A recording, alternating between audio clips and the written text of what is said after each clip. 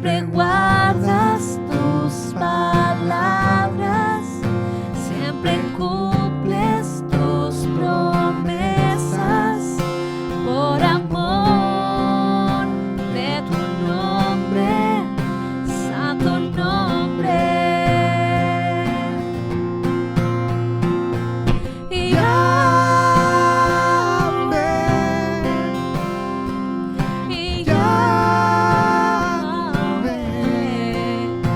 poderoso, Dios eterno, verdadero, oh, ¿quién es como tú?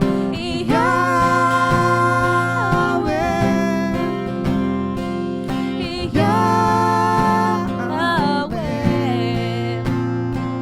tu nombre permanecerá para siempre. Oh, Yahweh.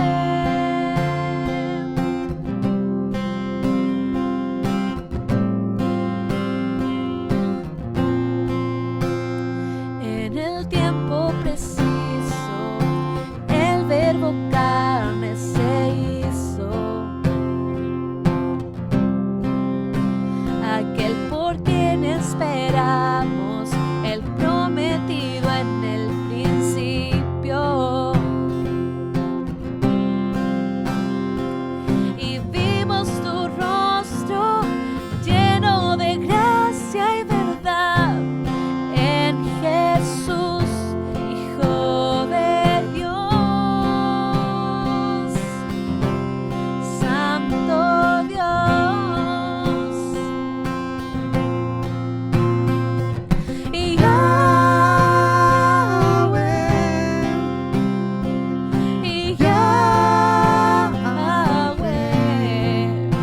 poderoso, Dios eterno, verdadero, oh, ¿quién es como tú? Y Yahweh,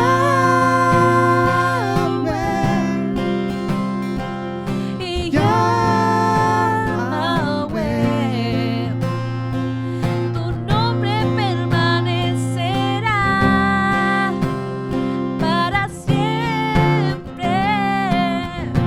Oh, Yahweh.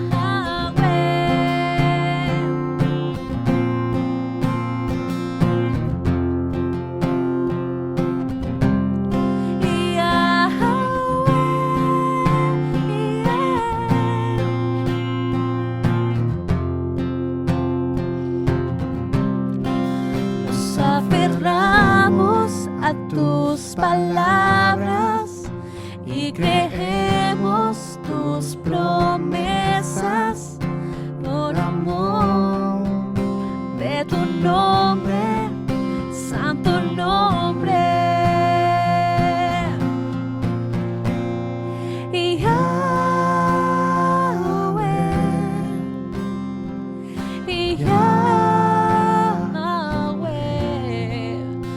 poderoso, Dios eterno, verdadero, oh, ¿quién es como tú? Y Yahweh,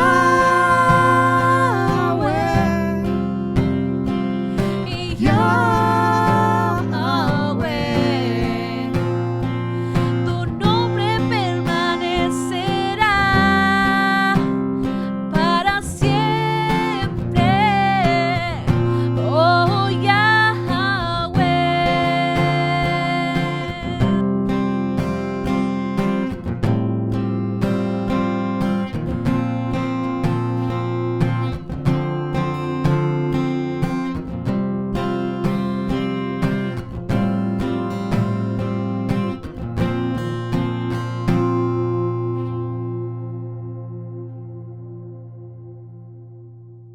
Buenos días, hermanos, bienvenidos una vez más a estos cultos.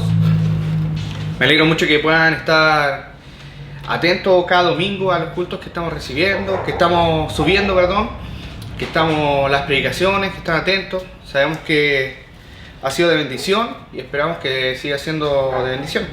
Aunque la verdad es que esperamos que pronto estar juntos, reunidos, acá en la iglesia, no sabemos cuándo va a pasar, tampoco sabemos si va a ser acá o en un lugar nuevo, pero Dios tiene el control de todo y confiamos en su soberanía, confiamos en Él.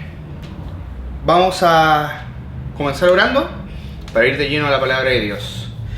Gracias, Padre, por este día que tú nos has dado. Gracias por lo grande que es tu gracia, Señor. Gracias porque tú nos sustentas día a día. Gracias por tus palabras. Gracias por tu palabra escrita, la Biblia, que nos enseña cada verdad tuya, Señor. Ayúdanos a cada día a estar buscando de tu palabra. Ayúdanos cada día de poder estar meditando en ella y poder guiarnos en tu palabra. Y así acercarnos hacia ti. Así quitar el pecado de nuestras vidas e ir de lleno a la santidad. Gracias, Padre, por tu sustento día a día y ayúdanos a entender tu palabra hoy. Ayúdanos a que haga efecto en nuestros corazones, a traer la perspectiva que tú quieres, Señor, una perspectiva divina, no lo terrenal, sino que mirarte a ti y las cosas celestiales. Muchas gracias, Señor, por todo lo que tú nos das. En nombre de Cristo Jesús. Amén. Amén. Bueno, hoy nos toca Efesios 3, para que puedan ir buscándolo. Efesios 3, y vamos a ir del 1 al 13.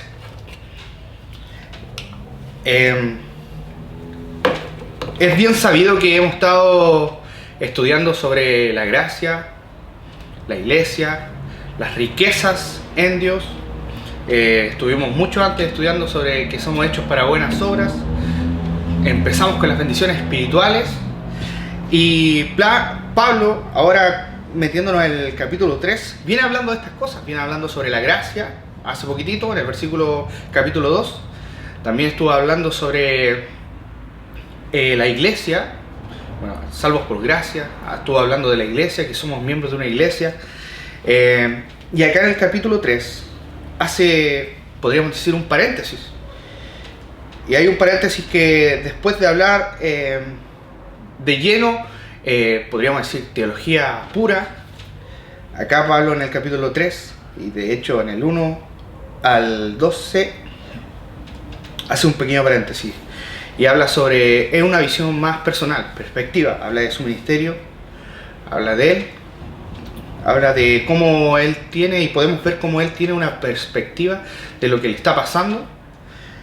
Y podemos sacar muchas cosas en eso. De hecho, el versículo 1 empieza: por esta causa yo, Pablo, y después hay un paréntesis de 12 versículos, y después el 13 dice: por lo cual pido que no desmayéis a causa de... Perdón, el 14: por esta causa doblo mis rodillas ante el Padre nuestro Señor Jesucristo, que le va a tocar al pastor más adelante en la próxima predicación. Y este es un paréntesis personal de Pablo, que podemos sacar cosas muy valiosas para nuestras vidas. Quiero que vayamos estudiando, que vayamos aprendiendo, y es importante también que recordar que toda la palabra es inspirada por Dios y podemos sacar muchas aplicaciones en nuestra vida. Vamos a ir de lleno al versículo 1 y 2, y dice: y por esta causa yo, Pablo, prisionero de Cristo Jesús, por vosotros los gentiles, si es que habéis oído de la administración de la gracia de Dios que me fue dada para con vosotros. Voy a seguir. Que por revelación fue declarado el misterio, como antes lo he escrito brevemente, leyendo lo cual podéis entender cuál sea mi conocimiento en el misterio de Cristo. Misterio que en otras generaciones no se dio a conocer a los hijos de los hombres, como ahora es revelado a sus santos apóstoles y profetas por el Espíritu, que los gentiles son coherederos y miembros del mismo cuerpo y copartícipes de la promesa en Cristo Jesús por medio del Evangelio, del cual yo fui hecho ministro por el don de la gracia de Dios que me ha sido dada según la operación de su poder. A mí, que soy menos que el más pequeño de todos los santos, que fue dada esta gracia de anunciar entre los gentiles el Evangelio de las inescrutables riquezas de Cristo, y de aclarar a todos cuál sea la dispensación del misterio escondido desde los siglos en Dios, que creó todas las cosas, para que la multiforme sabiduría de Dios sea ahora dada a conocer por medio de la Iglesia a los principados y potestades en los lugares celestiales, conforme al propósito eterno que hizo en Cristo Jesús, nuestro Señor, en quien tenemos seguridad y acceso con confianza por medio de la fe en Él. Por lo cual pido que no desmayéis a causa de mis tribulaciones por vosotros, los cuales son vuestra gloria. Versículo 1 y 2 dice: por esta causa yo, Pablo.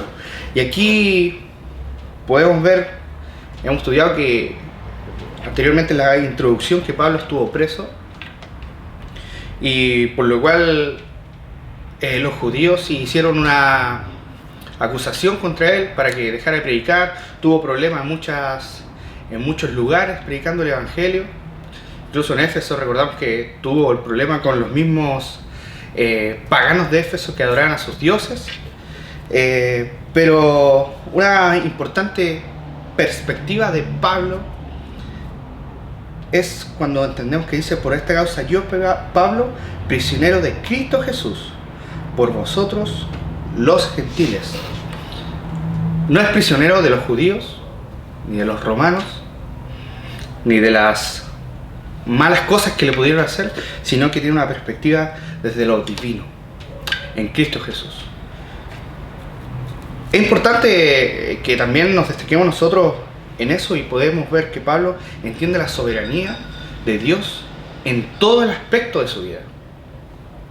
Si bien la pasó mal, le pegaron, casi lo apedrearon, casi muere, pero podemos ver que aún así él entiende que todo eso que está pasando es porque Dios así lo permitió y así lo permite, porque ahí sabemos que aún está preso y él no se queja, y tampoco es una decir por su culpa estoy prisionero, sino que es que Dios lo quiso así y así estoy. Y es una perspectiva que nosotros podemos aprender mucho. De repente nosotros siempre nos angustiamos con cosas que nos pueden pasar y le echamos la culpa a las situaciones, y olvidamos que Dios tiene el control de todo. Lo hemos dicho siempre en las primeras predicaciones de estos cultos online, que esto del coronavirus, de esta pandemia, no se escapa de las manos de Dios. Dios lo quiso así y tenemos que confiar en Él, y si estamos acá pasando estas aflicciones es porque Él también tiene el control de eso, no podemos escapar de eso. Versículo 2 dice: si que habéis oído de la administración de la gracia de Dios que me fue declarada para con vosotros. Ahora, la administración, esa palabra quiere decir sobre economía. Es administrar lo que no es de él, y si llega a tener ganancias, tampoco son de él, porque son de otra persona. Es solamente un administrador. Y aquí te quiero invitar que puedas ir conmigo a 1 de Pedro 4. 1 de Pedro 4:10. Dice así: cada uno, según el don que ha recibido, ministrelo a otros, como buenos administradores de la multiforme gracia de Dios. Aquí Pablo nos enseña que la gracia de Dios debe ser administrada por nosotros. Él es un administrador. Él, a causa de todas estas cosas que está viviendo, que Dios lo tiene en esa situación, Él ha sido el administrador de la gracia de Dios. Podemos entender que la gracia de Dios no es solamente la salvación. A veces nos quedamos cuadrados en que es la salvación, y por supuesto que es parte de la gracia de Dios, pero podemos ver la gracia de Dios en toda nuestra vida, y así debe ser. Y así es como nosotros tenemos que aplicarla a los demás. Tenemos que transmitir esa gracia de Dios. Somos portadores de la gracia de Dios, que también ha hecho efecto en nuestras vidas, y así tenemos que pasar a los demás. Aquí del versículo 3 al 6 nos habla sobre el misterio. Y vamos, dice: así que por revelación fue declarado el misterio, como antes lo he escrito brevemente, leyendo lo cual podéis entender cuál sea el conocimiento en el misterio de Cristo. Misterio que en otras generaciones no se dio a conocer a los hijos de los hombres, como ahora es revelado a sus santos apóstoles y profetas por el Espíritu, que a los gentiles son coherederos, miembros del mismo cuerpo y copartícipes de la promesa en Cristo Jesús por medio del Evangelio. Hemos hablado que para nosotros Quizás es un poquitito normal entender que el Evangelio es para todos, pero para Pablo, que fue perseguidor de la iglesia, que encontraba que estas personas que hablaban de Jesús eran unos blasfemos, que él defendía a Dios y que esta herejía no se podía propagar, ahí podemos entender que claro, es un misterio que para los eruditos de la palabra, por ejemplo a los fariseos que sabían mucho de la escritura, fue algo oculto. La palabra misterio no tiene una connotación como nosotros la tenemos, de que es como casi misticismo y algo así como algo oscuro, sino que la palabra misterio hace la aclaración de que es algo solamente que está oculto, ya sea porque esté oculto porque no se ve o porque está detrás de algo, pero no es algo tan de misticismo, y entendemos cuál es el misterio. Y brevemente me gustaría aclarar un concepto que nuevamente se va a ver más adelante, que es la revelación. Y para que puedan tomar notas, existen 3 palabras y 3 conceptos que vemos en la Biblia, que es revelación, inspiración e iluminación. Para entenderlo fácil, la revelación es cuando Dios habló a través de los profetas cosas nuevas que debían enseñarle al pueblo. También Pablo mismo nos dice que la revelación de esto de la iglesia, que antes estaba oculto, que era el misterio, ahora fue revelado. También podemos recordar a Pedro cuando decía mate y come Pedro, que fue una revelación nueva. Esa es la revelación. Y la revelación, recordemos que los apóstoles no tenían la Biblia como la tenemos nosotros. Nosotros tenemos la revelación acá, en papel, en tinta, en español, con versículos, capítulos, y aquí está la revelación, no hay más revelación. La inspiración, cuando hemos oído todos que la palabra de Dios es inspirada, fueron inspirados los autores, hace el efecto de esa palabra de decir que cuando un barco tiene unas velas y el viento sopla y empuja ese barco. Esa es la inspiración, porque podemos entender que cada autor de la Biblia tiene un propio carácter, tiene un propio estilo, y eso es propio de ellos. Pero lo que escribieron fue inspiración de parte de Dios mismo. Y la iluminación, que son 3 conceptos: revelación, inspiración e iluminación. Iluminación es cuando hoy nosotros vemos la palabra de Dios, que está revelada en la Biblia, y vemos que ha sido inspirada por los autores. Nosotros leemos, y cuando hacemos discernimiento, entendemos lo que está escrito y el Señor nos habla, eso es iluminación. Cabe destacar que hoy entonces ya no existe más revelación ni inspiración bíblica para escribir nuevas revelaciones de Dios. Eso ya acabó con los profetas y con los apóstoles. Es importante destacarlo, que solamente hoy vemos la iluminación de la palabra de Dios, ya revelada. Dice: esta revelación fue declarar el misterio como antes lo he escrito brevemente. Leyendo, fue escrito Pablo, hablando sobre escrito la Biblia, las cartas, brevemente, para que leyendo lo podáis entender. Entonces podemos entender que leyendo esto, la revelación que a Pablo se le dio, podemos entender esta revelación. Y este misterio de la iglesia, que en otra generación no se dio a conocer, sino que a los hombres que ahora es revelado, los apóstoles y profetas por el Espíritu. Ahí vemos las 2 cosas, revelación y la inspiración.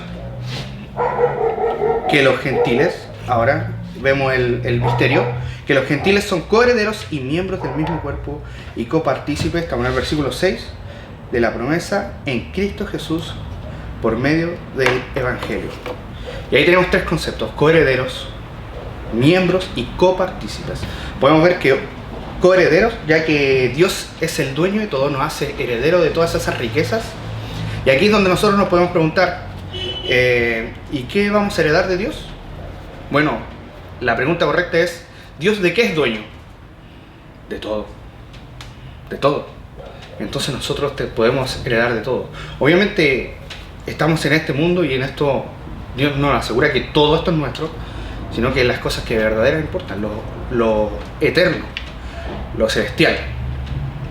Somos miembros del cuerpo de la iglesia, que es algo nuevo, que nosotros hemos estado estudiando también y reestudiando el concepto de iglesia, el de no ir a la iglesia, sino que ser iglesia. Y eso es importante, el de ser iglesia. Y copartícipes, porque a los suyos vino, pero los suyos no lo recibieron, entonces somos partícipes, copartícipes de esta promesa en Cristo Jesús. Que primero fue a los judíos, ¿verdad? Pablo después, por revelación de Dios, ha predicado a los gentiles. Gentiles en el concepto de todo el mundo, no judío. Ese es el concepto. Bueno, y a través del Evangelio. Qué importante entender el Evangelio. El Evangelio de que todos estamos en camino a la condenación. Y eso es una mala noticia. La buena noticia es que está Jesucristo, que vino a morir por nosotros. Y nosotros podemos, creyendo en Él, acercarnos al Padre. Y nosotros también debemos entender esa gran noticia y ponerla en práctica, y así nosotros poder traspasarla también a otros. Hemos visto la perspectiva del ministerio de Pablo. Tuvimos el misterio y ahora vamos a la perspectiva personal. El versículo 7 dice: del cual yo fui ministro por el don de la gracia de Dios, que me ha sido dado según la operación de su poder.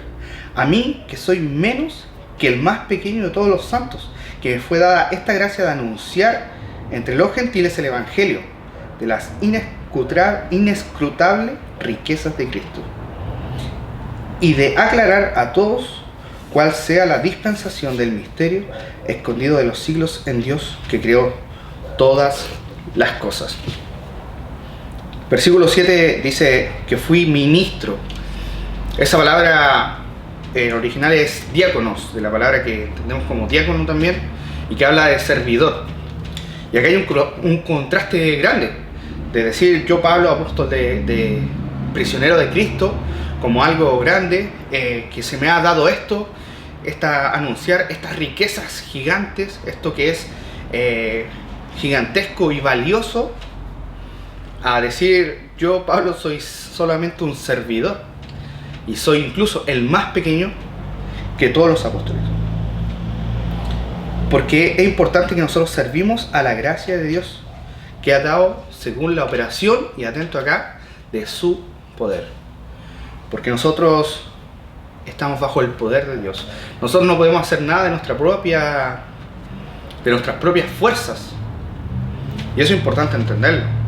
Que nosotros trabajamos y servimos para Dios, administramos su gracia, tenemos una perspectiva divina, pero de eso es nada nuestro, sino que es por el poder de Dios. Y es interesante cuando dice que soy menos que el más pequeño de todos los santos, que me fue dada la gracia de anunciar entre los gentiles el Evangelio de las inescrutables riquezas de Cristo. Inescrutable es la palabra que quiere decir como que entendiéndolo todo no se puede entender. Es muy grande para que alcance a ser entendido. Y así es como Pablo tiene esa perspectiva de él, y nosotros lo vemos a través de sus cartas y decimos, bueno, fue un gran hombre de Dios, tuvo un llamado especial. Gracias, parte del Nuevo Testamento son cartas de él. Podemos entender el Evangelio y hemos sido edificados gracias a sus cartas, pero él aún se considera el más pequeño de todos, porque él es solo un servidor. Y es ahí donde nosotros también tenemos que tener esa perspectiva de servidor, y también como servidor, pero como un privilegio. Siempre ha visto el estar en Cristo Jesús y sentirse el administrador o el servidor de él como un privilegio. Y ahora esa es la pregunta que tenemos que tener nosotros. ¿Consideramos un privilegio a diferencia de un deber? ¿Es un privilegio o un deber? Muchas veces hemos sentido que ir a la iglesia, o entendemos la iglesia como al culto, entendiendo que la iglesia somos nosotros, pero ir al culto, a ir con los hermanos, es un deber. El deber de participar es un deber, el de dar mi ofrenda, el de diezmar, es un deber que debo cumplir a Dios primeramente y después a la iglesia. Y perdemos esa perspectiva que es el del privilegio. Tenemos un privilegio tremendo de poder servir a Dios y tener esa gracia y poder compartirla. Y eso es importante, que nosotros recordemos cuál es nuestra posición. A veces nos quedamos solamente que somos hijos de Dios, y esa es una verdad posicional, pero no es activa. Nosotros, al ser administradores y servidores de Dios, podemos entender que tenemos un rol activo dentro de la iglesia, de los miembros del cuerpo de Cristo. Interesante, ¿no? El poder meditar en eso. Y el versículo 9 dice: y de aclarar a todos cuál sea la dispensación del misterio escondido.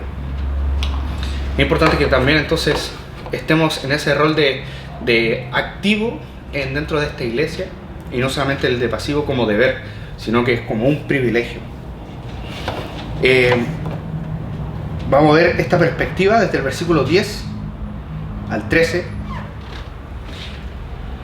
Dice así: para que la multiforme sabiduría de Dios sea ahora dada a conocer por medio de la iglesia a los principados y potestades en los lugares celestiales, conforme al propósito eterno que hizo en Cristo Jesús nuestro Señor, en quien tenemos seguridad y acceso con confianza por medio de la fe en Él, por lo cual pido que no desmayéis a causa de las tribulaciones por vosotros, las cuales son vuestra gloria.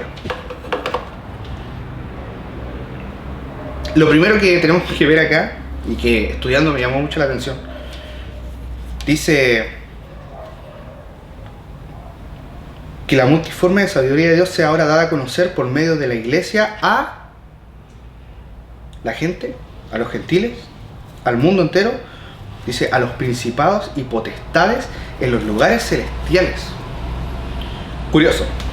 ¿Por qué es curioso? Porque si vamos a Efesios 6, un poquitito más adelante, para ver el contexto de qué se refiere, en Efesios 6, 12 dice: porque no tenemos lucha contra sangre y carne, sino contra principados, contra potestades, contra los gobernadores de las tinieblas de este siglo, contra huestes espirituales de maldad en las regiones celestes. Ok, entonces lo que quiere decir acá, de lo que la palabra de Dios quiere decir, es que está hablando sobre ángeles. Incluso, si entendemos el versículo 6, 12, ni siquiera sobre ángeles, sino que también sobre cualquier tipo de ente espiritual. Bueno, hay que entender esto. Dice: porque a la multiforme sabiduría de Dios se ahora da a conocer por medio de la iglesia a los principados y potestades en lugares celestiales. Ahora, la pregunta es, entendiendo que son ángeles, ¿los ángeles están interesados de lo que pasa en la iglesia? Esa sería la pregunta. ¿Por qué tiene que ver los ángeles con lo que hemos estado hablando de Cristo Jesús? Bueno, hay que entender que también los ángeles existen o no existen. Por supuesto que existen. A través de la Biblia vemos muchos ejemplos que los ángeles han sido de mensajeros de Dios, han estado al servicio de Dios, y existen, estarán, lo dice la palabra de Dios. Pero hoy en día, en este tiempo, el rol de ellos está designado fuera de nosotros. Nosotros estamos activos en esta iglesia, estamos activos en este mundo como la iglesia. Son de las cosas que Dios tampoco ha querido revelarnos más. Sabemos poco y eso poco no basta. De hecho, el revelarnos sobre la iglesia, no podemos entender tampoco la completa revelación de Dios. Entendemos lo que Dios ha querido revelarnos. Es también importante. Y por supuesto que dice: ¿nosotros podemos entender entonces la sabiduría de Dios? No, porque es muy grande. No lo vamos a entender nunca. Sino que se da a conocer a los ángeles por medio de la iglesia. Nosotros lo que podemos conocer de Dios es una gota en todo un mar. La sabiduría de Dios que podemos conocer es una gota en todo el mar, porque Dios lo ha querido así, nos ha revelado eso, y con eso nos basta. Ahora, Primera de Pedro, si vamos a Primera de Pedro 1:10, dice: los profetas que profetizaron de la gracia destinada a vosotros inquirieron y diligentemente indagaron acerca de esta salvación, escudriñando qué persona y qué tiempo indicaba el Espíritu de Cristo que estaba en ellos, el cual anunciaba de antemano los sufrimientos de Cristo y de las glorias que vendrían tras ellos. A estos se les reveló para que no para sí mismos, sino para nosotros, administraban las cosas que ahora os anunciadas por los que os han predicado el Evangelio por el Espíritu Santo enviado del cielo, cosas que las cuales anhelan mirar los ángeles. Cosas por las cuales anhelan mirar los ángeles. ¿Hay un interés de los ángeles en lo que pasa en la iglesia? Por supuesto que sí. Lo dice la Biblia. Ahora, hay que entender algo fundamental. Nosotros estamos en este mundo y miramos las cosas celestiales desde lo terrenal.